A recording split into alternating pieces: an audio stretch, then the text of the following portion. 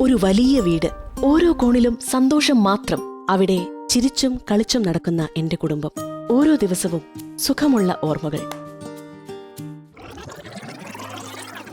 ഈ സ്വപ്നം അവരും കണ്ടിരുന്നു. അതിനാൽ പുതുവർഷത്തിനൊപ്പം പുത്തൻ പ്രതീക്ഷകളുമായി അവർ സധൈര്യം മുന്നേറി. എന്നാൽ സ്വപ്നങ്ങളെ യാഥാർത്ഥ്യമാക്കാനുള്ള ആ യാത്ര അത്ര എളുപ്പമായിരുന്നില്ല. പക്ഷേ ലക്ഷ്യം ശക്തമായിരുന്നു, ഒപ്പം നല്ല ഉദ്ദേശവും.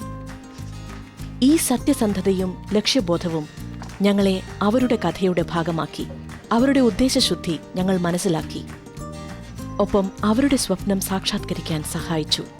ഇന്ന് ഈ വീട് ഇവരുടെ അധ്വാനത്തിന്റെ ഫലം മാത്രമല്ല, മറിച്ച് അവർ ഞങ്ങളിൽ അർപ്പിച്ച വിശ്വാസത്തിന്റെ സാക്ഷ്യമാണ്. സംസാരിക്കാൻ തുടങ്ങുമ്പോൾ മാത്രമേ സ്വപ്നങ്ങൾ യാഥാർത്ഥ്യമാകൂ.